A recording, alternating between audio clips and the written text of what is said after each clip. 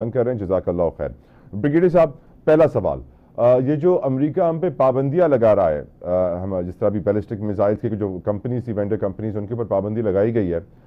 پہلے بھی لگائی گئی تھی کچھ چینی کمپنیوں کے اوپر، اور ایکسپیکٹ یہ کیا جا رہا ہے کہ ٹرمپ کے آنے کے بعد کچھ P T I favourable policies international establishment C I A کی طرف سے دی جائیں گی پاکستان کو، اور کچھ ایسی مینوورنگ کرنے کی کوشش کی جائے گی کہ پی ٹی آئی کے لیڈر جیل سے باہر آ سکیں. اور 20 جنوری تک کا جو ٹائم ہے وہ بہت ضروری ہے اس وقت ان کو گزارنا، اور 20 جنوری کے بعد سچویشن کلیئر ہوگی کہ کہاں جاتا ہے اونٹ، کس کروٹ بیٹھتا ہے. آپ کا اس کے اوپر کیا اوپینین ہے سر؟ دیکھیے، جو نیوکلیئر میزائل یہ ایک ایسا رجیم ہے جس کا آئی ڈونٹ تھنک سو کہ جو پی ٹی آئی کی پالیٹکس ہے اس سے کوئی تعلق ہے.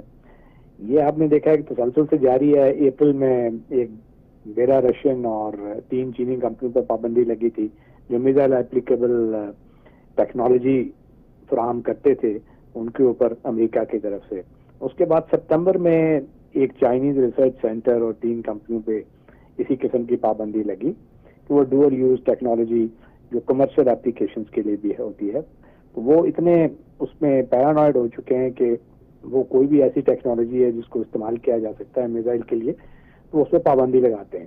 اب یہ لیٹسٹ یہ پابندی لگی ہے جس پہ 3 کمرشل جو پاکستان میں کمپنیز ہیں اور ایک جو گورنمنٹ کی آرگنائزیشن ہے اس پہ بھی. تو اب اس میں کوئی ڈیزائن ایک نظر آتا ہے.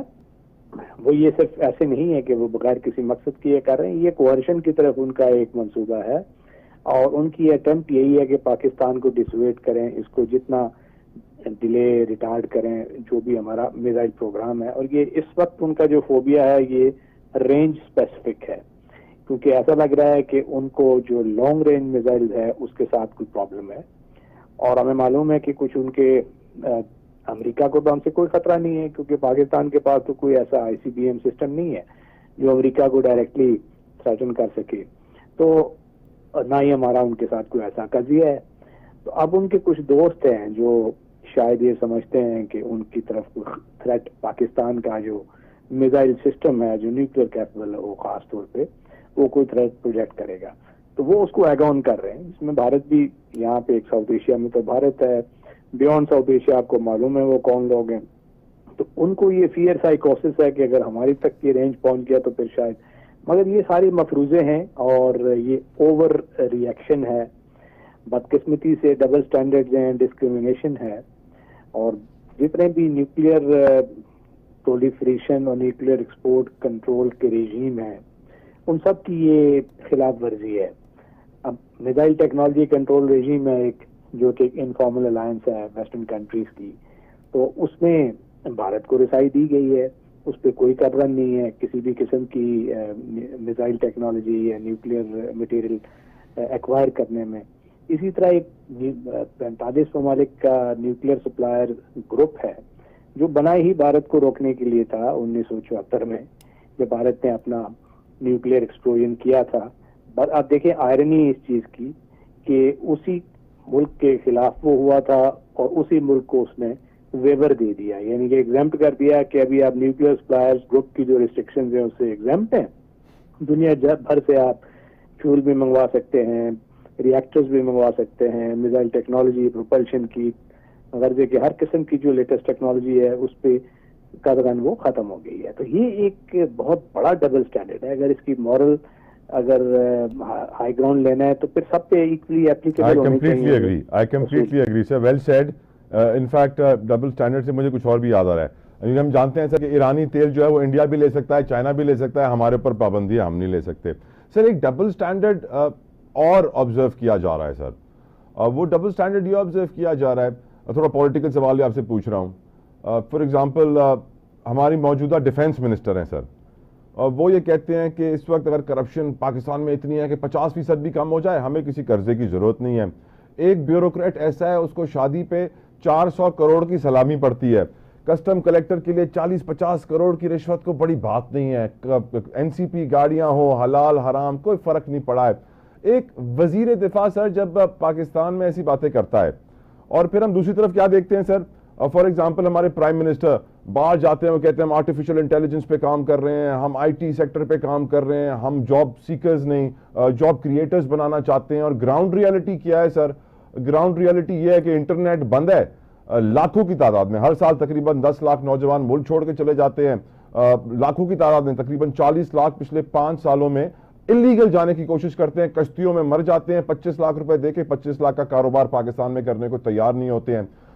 اس وقت جو کرنٹ پولیٹیکل سیناریو ہے, سوشل امپیکٹ اس کا جو آ رہا ہے ہماری قوم کے اوپر, اس سے بھی ایک ڈبل سٹینڈرڈ مجھے نظر آتا ہے. کیا آپ کو وہ نظر آتا ہے بریگیڈیئر صاحب؟ دیکھیے میں اتنا کہوں گا کہ ہمیں چیزیں بہتر کرنے کی ضرورت ہے, گورننس بہتر کرنے کی ضرورت ہے, کیونکہ ہر چیز گورننس سے فلو کرتی ہے. اکنامک اسٹیبلٹی بھی اس سے آتی ہے, پولیٹیکل اسٹیبلٹی بھی اسی سے آتی ہے. اور جس طرح دیکھیے کہ چین میں ایک نظام ہے, وہ حالانکہ وہ جمہوری نظام نہیں ہے, مگر اس کے باوجود وہ گڈ گورننس سے انہوں نے 800 ملین سے لگ بھگ افراد جو ہیں وہ خطر غربت سے اوپر لے کے آئے ہیں. تو اب یہاں ہم اگر اس طرح کی جمہوریت کا ہم بات کرتے رہے مگر ایکچولی ثمرات اس کے عوام کو نہ پہنچیں تو وہ پہنچنے چاہیے, اور اس پہ تو کوئی کلام نہیں آیا. Agree with you. کیونکہ سر آج یورپین یونین کی جو ایجنسی فار اسائلم سیکرز ہے اس نے نمبرز جاری کیے ہیں بریگیڈیئر صاحب, اور وہ کہتے ہیں کہ ایک سال میں 28,000 لوگوں نے اسائلم سیک کیا ہے. صرف یورپ کی بات ہو رہی ہے. جس سپیڈ سے نوجوان باہر جا رہے ہیں, اسمگل ہو رہے ہیں, ہیومن ٹریفکنگ پہ کنٹرول نہیں پایا جا رہا, and it's a common norm sir کہ لوگ جانتے ہیں کہ یار اگر پیسے کم ہیں تو کسی غلط طریقے سے باہر چلے جاؤ, ایف آئی اے ہو, دوسرے ادارے ہوں. اور یورپین یونین کی ایجنسی نے یہ بھی لکھا ہے کہ اس کی وجہ کیا ہے. وہ سر کہتے ہیں اس کی وجہ ہے کمزور جمہوریت, نظام عدل کا نہ ہونا, اور اگر سرکاری حکام کی ملی بھگت بھی ساتھ آ جائے تو کیا بات ہے, اسی وجہ سے سب کچھ ہو رہا ہے.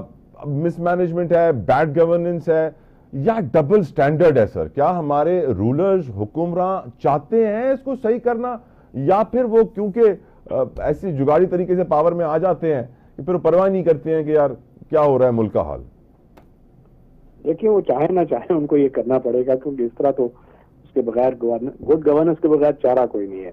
اور دوسرا آپ نے بات کی نظام انصاف, یس آئی ایگری کہ یہ فاؤنٹین ہیڈ ہوتا ہے ایک معاشرے کو تقویت دینے کا. اگر اس میں نظام جو عدل ہے وہ کام نہیں کرے گا تو لوگوں کو فیتھ نہیں ہوگا, نہ ہی وہاں کامرس ہو سکے گا, نہ وہاں پہ کوئی پالیٹکس ہو سکے گی, نہ وہاں پہ کوئی جو معاشرتی رویے ہیں ان کو اسٹیبلٹی ملے گی, اور لوگ باہر کا سوچیں گے. آبویسلی لوگ باہر کیوں جاتے ہیں؟ ہمارے جوان ہیں, ایک تو ہمارا پاپولیشن کا ایشو ہے. آپ کو معلوم ہے کہ خطے میں سب سے تیز ہماری وہ پاپولیشن ایکسپلوژن ہے, اور اس کے وزا وز ہماری جو اکنامک گروتھ ہے اور اپرچونٹیز ہیں یا جاب کریشن ہے وہ is not keeping pace with that. تو جب وہ نہیں ہوگا تو یہ جو کھیپ ہمارے نوجوانوں کی تیار ہو رہی ہے تو اس میں کہیں تو جابس کے لیے اپلائی کرنا ہے. تو اگر وہ باہر جا رہے ہیں تو یہ چمبے کی بات نہیں ہے. زیادہ اہم چیز یہ ہے کہ باہر جانا کوئی زیادہ کنسرن کی بات نہیں ہے. اہم چیز یہ ہے کہ وہ وہاں سے واپس آئیں. جس طرح کہ چینی بہت بڑی تعداد میں جاتے ہیں باہر, امریکہ کی یونیورسٹیوں میں جتنی چائنیز اسٹوڈنٹس ہیں وہ ہم سے بہت زیادہ ہے, مگر وہ واپس آتے ہیں, ان میں سے 90% واپس آتے ہیں اپنی یونیورسٹیوں میں, اپنی انڈسٹری میں جا کے اس کا ایک یوزفل حصہ بنتے ہیں. تو ہمیں وہ انیبلنگ انوائرمنٹ کریٹ کرنا ہے اپنی یوتھ کے لیے, انڈسٹری کو فروغ دینا ہے. یوتھ کہہ رہی ہے کہ یہاں کرپشن بہت ہے, ہم کیا کریں گے یہاں کر کے, یہاں کو کاروبار بھی کریں گے تو ہمیں 10 قسم کی رشوتیں دینی پڑیں گی. اور ہمارے وزیر دفاع خود کہہ رہے ہیں کرپشن دیکھیں سر, 4 ارب کی سلامی, سوچئے تو صحیح ذرا آنکھیں بند کر کے سر, کہ 400 کروڑ کی شادی پہ صرف آپ کو سلامی ملے. تو یہ حالات کرپشن کا خاتمہ نہ نیب کر رہی ہے نہ اینٹی کرپشن سر.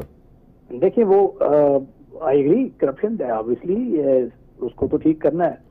اب انڈیا ہے, انڈیا میں بہت کرپشن ہے. اب اگر انڈیا میں کچھ ایسی اکنامک ٹیک آف کیا ہے کہ وہاں کی اکانومی اس میں آپ دیکھیں کہ اس کی وجہ سے وہاں بھی پاکٹس آف جو انیکویلٹیز بہت ہیں, مگر اس کے باوجود وہاں کی اپرچونٹیز اور ادھر جو ان کی انڈسٹری ہے ان کو جب وہ ایکسپورٹ کرتے ہیں اپنا ہیومن ریسورس تو وہ اس کو واپس آ کے بھی وہ ایبزارب ہوتا ہے. تو ہمیں بھی وہ انڈسٹریل سیٹ اپ بنانا ہے, اور وہ ایسی اکنامک اپرچونٹی کمرشل اور اکنامک ود انڈسٹریل بیس کے بغیر نہیں بن سکتی. اور ہم نے جو آئی ٹی میں ہمارا پوٹینشیل ہے اس کو آپٹیمائز کرنا ہے. یہ ساری چیزیں ہیں کرنے والی. دے جسٹس اور کرپشن کو ختم کرنا سارا یہ گورننس فنکشن ہے. تو اور گورننس جب بہتر ہوگی تو تبھی یہ تمام چیزیں ٹھیک ہوں گی. اب سر اللہ کرے گورننس بہتر ہو جائے, کیونکہ آئی تھنک جب تک گورننس بہتر ہوگی لوگوں کا اعتماد گورنمنٹ پہ ختم ہو جائے گا. سر ایک آف کورس آپ بھی پاکستان میں رہتے ہیں سر, پاکستان کے حالات سے بخوبی واقف ہیں.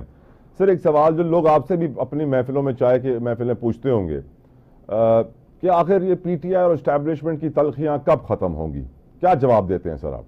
دیکھیں یہ تو ایک سیاسی سوال ہے, کوئی سیاستدان سے کریں. I am not a political expert.